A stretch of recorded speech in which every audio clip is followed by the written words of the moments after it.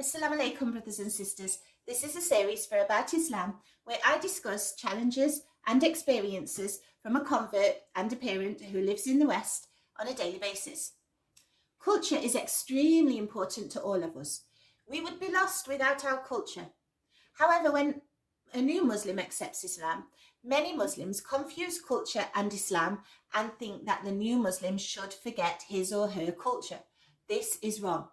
There is a concept in Islam that started when Prophet Muhammad ﷺ started to teach Islam in the Arabian Peninsula, and that is, you take the good from the culture and leave the bad. And this is exactly what Islam did in the Arabian culture.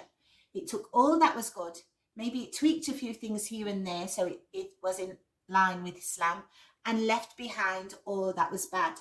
And as a convert to Islam and trying to educate our children, this is a concept that we should really closely follow.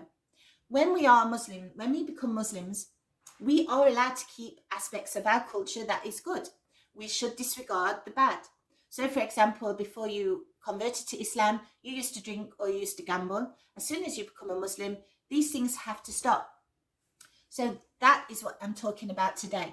Now, if you have children and your spouse is from a Muslim country, your children will have double identity or double cultures or double nationalities, and it's really important for them to embrace both. They are going to be both. So it's not really a nice practice to make the child more of one than the other. They should embrace both their cultures and both their identities because that is who they are. As a convert to Islam, I was extremely confused with this concept in the beginning. And actually, I used to think I have to forget all of my culture and become somebody from the Muslim country I was living in. And this was completely wrong because for many years I lost a sense of who I was and I lost my own identity.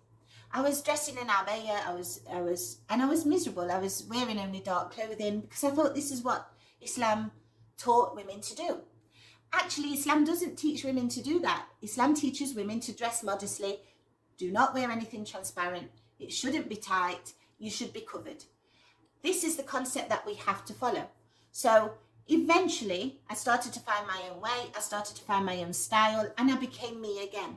And this is extremely important for all Muslim converts. And if you have children, you have to teach them the same concept. It's really important that they are familiar with who they are and that they embrace who they are. When you feel lost because you are no longer a part of your culture or you seem to think your culture is bad, you become really depressed, and this can take you right away from Islam. This is not what Islam came to do. Islam came to keep all the good that's in a culture and remove all the bad. And we can do the same thing, and we can teach our children also to do the same thing. Now, I have a daughter and she is dual nationality. She has two cultures. She has two identities. And I would never expect her to hide one and make the other one more important. It's important that she accepts all the good in both of her cultures and rejects the bad in both of the cultures. And this is what me and my husband teach her, or try our best to teach her to do. There are many good things in the Western society that we can adopt and that we can keep in our lives as Westerners. There are also many good things in the Muslim society, if they're living in the Middle East or in the Pakistani culture or Indian culture.